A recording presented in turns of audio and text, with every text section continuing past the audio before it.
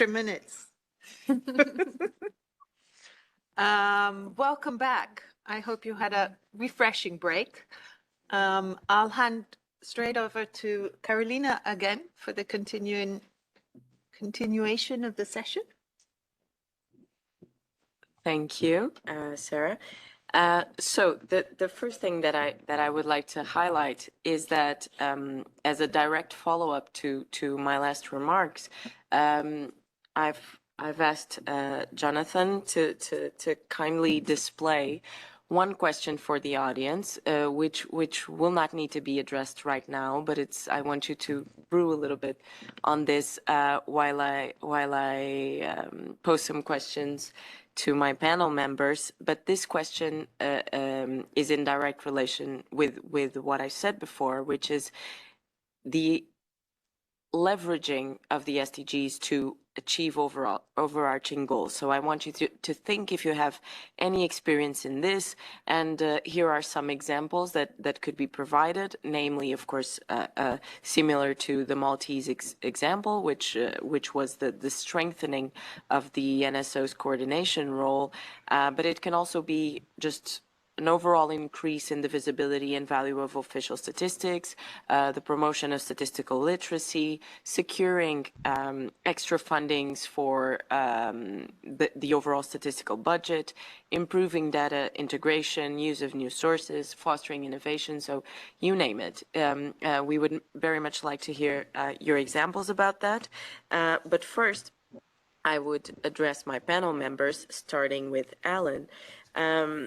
Asking you, you were very clear in explaining how to use the SDGs as a tool for a possible consolidation of an NSS, which currently does not exist.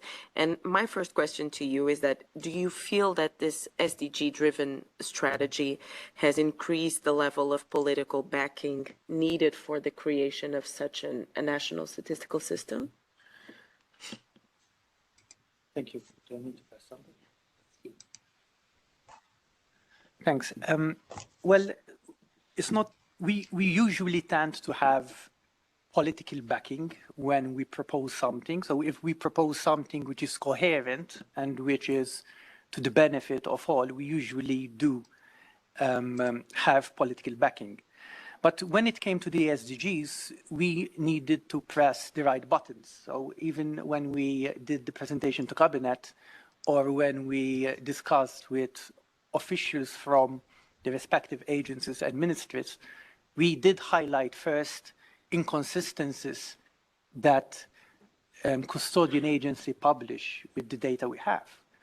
And we tell them, listen guys, this data is showing that your minister is not investing much on social security, for instance. They don't like that. Politicians do not like being seen as not doing something, especially when you compare with the international community and with other EU member states. So if we construct a narrative that we need to work together to address this data, to make sure that the data that is going out from Malta, from wherever agency or from the NSO, is of good quality, then that could minimize any misrepresentation of the social and economic situation of Malta.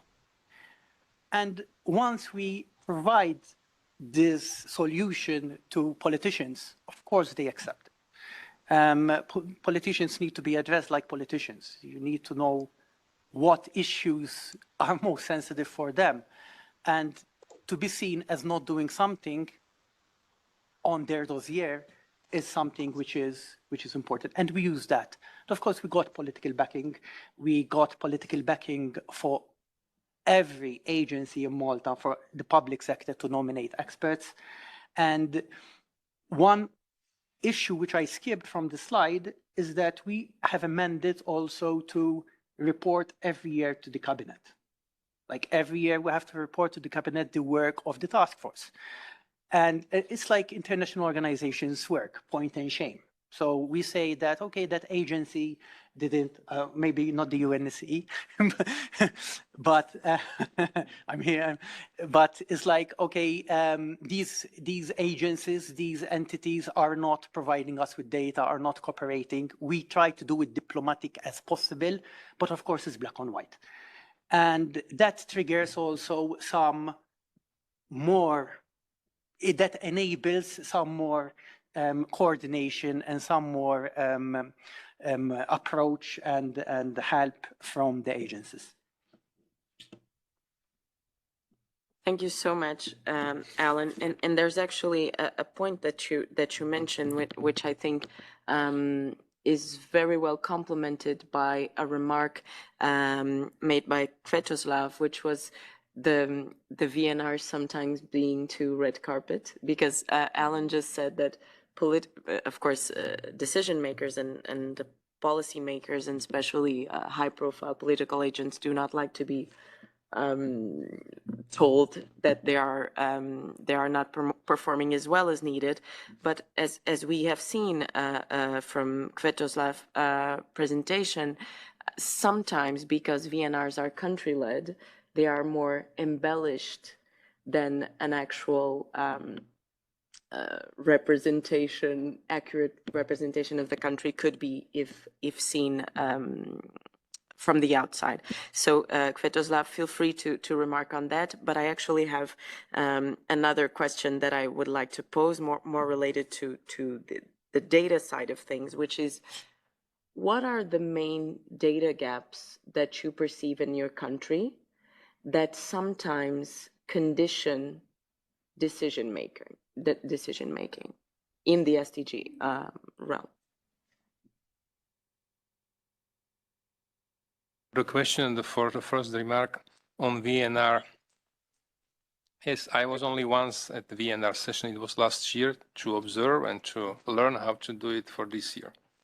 And I was disappointed. It was really a red carpet, and I didn't see a VNR presentation which was not a red carpet. And it's not real reporting. We have to be honest and say it openly. It's not real reporting. But it's at the high-level political forum, so, okay, at the high-level political forum, probably it must be the carpet because it's presented by the ministers, of course. But, and then we are coming to maybe our proposals. Then Agile PF is not enough. Between setting the goals in 2015, very ambitious goals, for instance, and at the one hand, and VNRs on the other end, there is a long change of very difficult events like programming, legislation, institutional building, capacity building, etc. Implement SDGs is a hardship. It's a very, very difficult job because it goes in the end to political decisions. It affects, for example, environmental issues, also social issues. And we think that besides workshops on preparation of VNRs. I took part last week in Sofia and in December in Turin. UN should organize also discussions on implementation of SDGs. So we are proposing to establish working groups similar to this one on Agenda 2030 dealing with strategic issues. And that's my comment and position, because in the end, it's a global agenda, and this naive idea that we implement global agenda via nations, via national implementation, this is simply not true. This is simply not true, and in midterm time, we should admit this and do something with this at global level. Otherwise, Agenda 2030 will end up like did Agenda 21 and Millennium Goals or whatever, and we can think about Agenda 2050 with the same destiny. So that's the point. As for SDG main gap, yes, we heard this question in the morning. I listened carefully. Maybe SDG's biggest gap, not main gap. There is no hierarchy between indicators, as far as I know. Correct me if I'm wrong. They are all treated the same way, which could be wrong again, because in the time of crisis, when we lack water, food, and we have wars, etc., we should maybe make some hierarchy of SDGs, not just 17 one by one, but make some priorities of them, And also with indicators. So I wouldn't call main gap, but biggest gap probably is with SDG 11 because there are so many indicators, about 15 or so, but in the UN database, there is only one indicator dealing with the pollution and permanent materials of particles for the cities. And I was shocked to see that, and I was asking myself, why? Because we are in the midterm. Then I was corrected by my colleagues. They showed me how complicated it is to measure indicators, to set up methodology for those, and I appreciate very much your work. But still, it's 2023, and only 7 years is left. I saw the table for Slovakia and also for other countries. It's at the UN data website showing how many indicators were not, let's say, are missing, etc. Even this morning we heard 54 indicators are not in the UNHCR, etc. And to me, as a non-expert, is a puzzle. Why is that? And then the question is, do we really want SDGs implemented or not? Yeah, that's my simple view. So I would call maybe the biggest gap, but this would be narrowing of the problem. We need to look at the indicator as such and Agenda 2030 as such, and only then we can answer this question. And also the question that I heard this morning from colleagues from original offices and others, and also from Turkey, as I understood correctly, about these certain questions about indicators, which cannot be answered at the level of a statistical expert, but must be answered at a strategic level. Thank you. Thank you so much, Květoslav. And before asking Alan a similar question regarding the areas most impacted by the partnerships at national level, I would just like to make a remark to Květoslav's last comment, which is, I think that what you said about the need to prioritize indicators, it's a very good example of why partnerships matter. Because we have also heard today, I think, from FAO and from Pietro and from Ovunj, that the responsibility of prioritizing is strategic. It's not statistical. So we need to talk to each other. So in order for an NSO to realize what should be prioritized, even in terms of data development, in data treatment, initiatives, coordination, we need to know what's relevant to our country, and that cannot be a statistical decision, which has to be independent and impartial. And so I think I really thank you for that comment, because I think it just beautifully shows the relevance of talking to each other. So I'm very glad that we got to have you here with us today. And now giving the floor back to Alan with a similar question to the one posed on the policymaking side. So I would like to ask you, which are the areas in which the statistical burden was perceived as higher, so before this, let's say, coordination momentum, and what is or what could be the benefit of these increased partnerships with data providers? Thanks. Before we started this process, the most thing that worried us were the data gaps. But once we started realizing the process, and we came to the conclusion that the UN database is led by custodian agencies and not by member states or NSIs, we realized that we cannot do much on some of the data gaps. We did numerous meetings with custodian agencies, and some of them just told us we don't have human resources available to cover all countries, so we opt for developing states only. We had meetings with a number of custodian agencies who told us, well, we don't have a bilateral program with Malta, so we don't have a mechanism to collect data unless it is available from another existing database somewhere else. Now, those are data gaps, but data gaps not because we don't have data if they ask us for it, but because they don't send us a request for data. No, we cannot start sending data to everyone without receiving a request. So the data gap is superficial, I think. And once we started to realize this, once we started seeing that it is custodian agency who decides how, what, and to whom to request data, we said that it's not a priority anymore. So our focus is now on the things that we can change, on the data that we are requested to submit, but we do not have it. The problem with that, and because it worries us, it's that it's a gray area whether it is relevant to us or not. If we take SDG 2, for instance, when you have sustainable agriculture production, I mean, I don't know if you know the size of Malta. I mean, it's extremely difficult to categorize between sustainable agriculture and not. And that gray area is the part that worries us. Because if there is data for all EU member states and not for Malta, for us it's a problem. Because people would want to know from us as to why all other EU member states have data and not for Malta.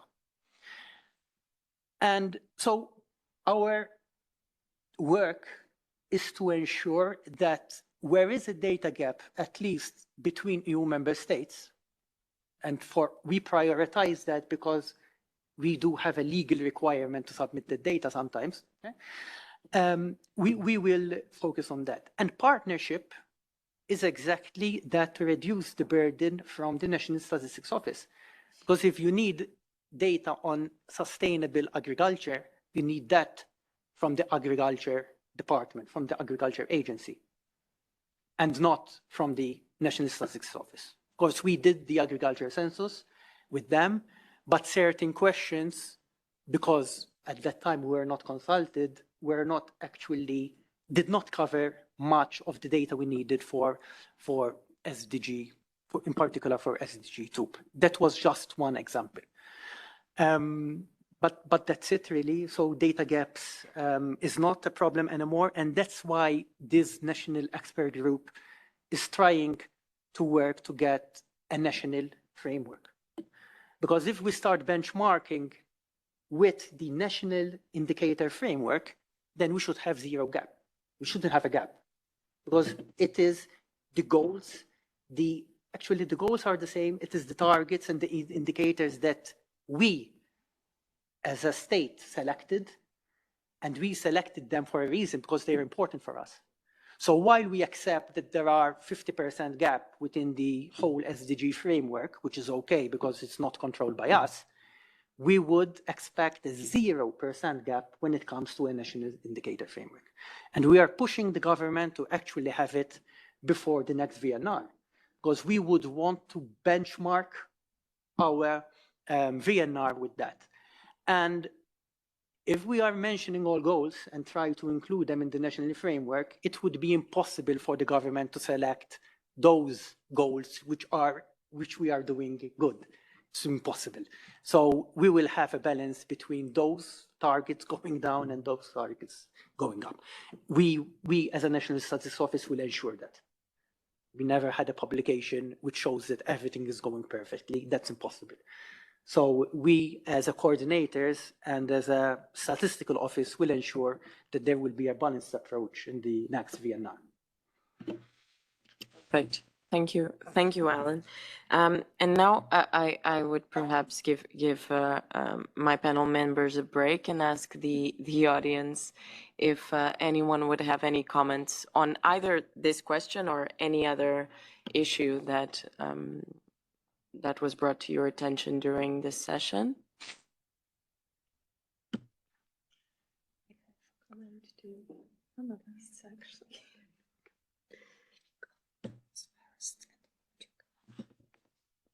Portugal. Christina, go ahead. Thanks. Thank you. Are you listening? Okay, first of all, I just want to make some, I have some small doubts, some comments. And first of all, I would like to congratulate you both, because it was the amazing work that you have accomplished. And these are very good ideas and inspirations for our work. So I have some doubts concerning the presentation of Ketoslav from Slovakia that I really enjoyed. So you said that they were defined 75 indicators with the statistics. Could you just explain very briefly how were they determined? If these indicators were already existing ones, or did you have you created new indicators? I just ask this because as an European country and as well working in statistics, you know that our activity is very much conditioned by Eurostat. So with lacking with human resources, sometimes our activity to develop new indicators is rather limited. So I have this curiosity. Other question is why did not, because you said that you did not use this set of indicators in your VNR. Because my curiosity, why did this happen?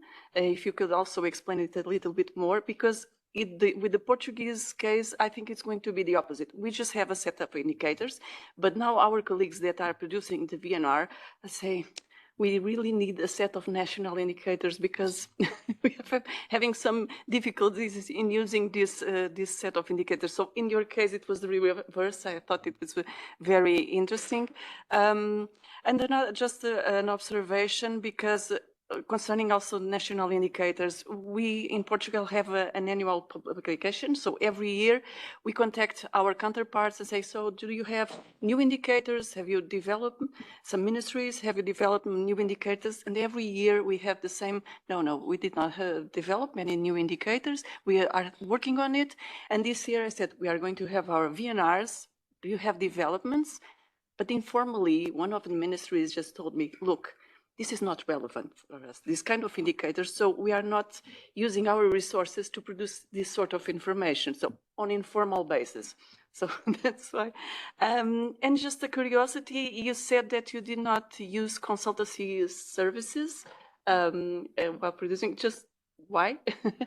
And then just have one comment concerning Malta. For I was amazed with the procedure that you have created. I think this task force, I think it's going to be. I wish I could use also this kind of work in Portugal. It would be very useful. And I have pity that I don't have the colleagues from that are producing the national voluntary reports also in this room to listen to your examples. But well, in Portugal we have a national statistical system. However, it's not enough. So in a way, in spite of existing this, we still are depending on the goodwill of strangers to the NSS, namely on forests. And sometimes I confess that it's a bit difficult to get the information since there is no obligation on mandatory. And the fact of existing this group and this accountability every year, I think is a very good practice.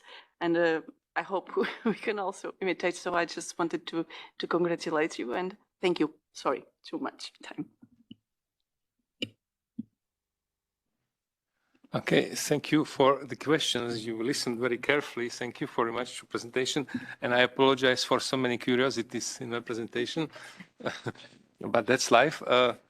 Yes, when we under participatory process develop 6 national priorities of Agenda 2030, participatory, not consultancy. And here is simply a basic point. We do not think consultants are good to develop a long-term strategy because they do not bear responsibility, and it's time for government and ministries to do this with their own capacities. Plus consultants, yeah, I don't think they would find a compromise trade-offs with environmental groups, for example, with trade unions, etc. This is not their job. And it's much more difficult than be a consultant and write a report from other reports. So we did it participatory way, and I think we did right. Right afterwards, when this was done, our National Statistical Office chaired a group of experts on indicators. and they used Eurostat indicators for SDGs as a basis, and it was discussed. And since now on, I'm going to be very careful with what I say, because I was not directly involved in that process. I came later for vision. Plus, as I said, I'm not a statistical expert. So, but yes, so it was Eurostat's indicators for SDGs, and it was a working group of experts chaired by our statistical office. They have a special unit for Agenda 2030. And then again, the philosophy, how we see implementation of sustainability. We integrate SDGs into more complex system. 6 national priorities are more complex than 17, and I think this is the way forward. At latest global report on intelligence supports this view. But this was not the end of the story. Again, we integrated those 6 national priorities into the even more complex program, vision and development strategy, which has internally 3 integrated regional integrated development programs. And now the work of that expert group for indicators was attached to the vision. So those indicators are indicators for the vision in the end, not quite for SDGs. And I think it is right, because really we build a pyramid. This naive, sometimes I face naive questions from economists that you have indicators, so just follow it. When you fulfill, then go to another. No, they are interlinked, so we cannot follow one SDG without following another SDG, because there is interdependence. But once we say that, then we are in a different thinking, totally different. We create then indicator or program for combination of the two, which is much different from program for just for one or for the other. We integrate, we create new complexity, we create new programs, total new programs. For, let's say, for development of regions, for protection of resources, and for innovative use of resources. SDGs is a basis, but then the roof looks differently. And for that roof, we develop those indicators. But this job was not finished, also because of political changes. We had bad luck that we came with the vision exactly at the time when new election was held, and new government was not happy with the job of the previous government, just because it was done at the previous government, unfortunately. But, well, this is life of civil servants. So though that set of indicators to the vision is free, and ministries and regions can use it for their own programs. But now we come to VNR. VNR is actually reporting on SDGs again, which were at the beginning. So actually we prepared second monitoring report with our statistical office last year, and we used the UN database on SDGs, because we are going to UN report on SDGs, not on our vision. So that second monitoring report was prepared again using a UN database on indicators there, not on indicators of the vision. And still we are not satisfied, still not good. And with Vision 2050, we want to change thinking a bit again, because that integration, well, we integrated SDGs, then we integrated the national priorities. And we think we need to integrate indicators now, and maybe ESPON approach that I mentioned, they made a study 2020, they integrated indicators into several groups addressing life, quality of life, quality of environment, etc., is the right way forward. But then we need integrated indicators, maybe not one by one, but maybe complexity of maybe indicators of indicators. I'm dreaming a bit, yeah, but you are expert, you will know better. But I think this is the way forward, because in the end we are coming to quality of life and protection of the environment. And maybe even we come to a conclusion that sustainability is maybe not the best philosophy. Better philosophy is well-being, quality of life, and well-being beyond GDP. So to conclude this maybe chaotic answer, we cannot live with a philosophy of sustainability of 2015. It's a lively concept. We have to keep thinking further on. It's not that we achieve indicator 2030, then we have sustainable life and we are satisfied, we can sleep in peace and harmony. No, this concept is very lively. And there are many views on it still. So, and we need to support this variety of opinions and build further on sustainability, and then in the end on indicators. So we cannot keep indicators and SDGs as dogma to be followed for 15 years without changing it. And in the time of crisis, really, either this hierarchy or a reform. I know that in 2025 there will be reform. It's too late. It's too late. It's too late. Just 5 years too late. It's too late. So I would do it in 2023 and even before. But it's a serious job because philosophy of sustainability develops and affects what was agreed before. So we get a very dynamic approach and system. We have to be ready for it if we really want our citizens to follow sustainability. And it's very, very, very dynamic, very difficult. And I'm glad that I can exchange this views with you. And I would be happy if, besides this statistical working group, was strategic ones where dreamers like me could discuss with you and support implementation of current set of indicators, but also develop new ones addressing challenges that in this world we simply have. Thank you. Thank you, Květoslav, and very, very interesting remarks. And we're very glad to have dreamers like you. And now I would give the floor to Renata for our final question for this part, but rest assured, we will still continue this session. Then there will be a Q&A further ahead. So please feel free to ask your questions then. Thank you. Thank you, Carolina. So let me start with congratulations to both speakers for excellent presentations. And to Květoslav, I have a comment and a question. First of all, I am really impressed by your willingness and readiness to use this SDG concept to boost your national strategy. I think it's really a great example. And it's not always the case at political level of such awareness.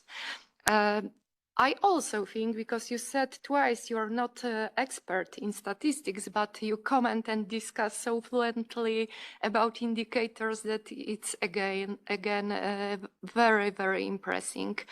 You mentioned during your presentation that there is statistical annex for this integrated strategy, and I wanted to ask you, is it also the case for national strategies?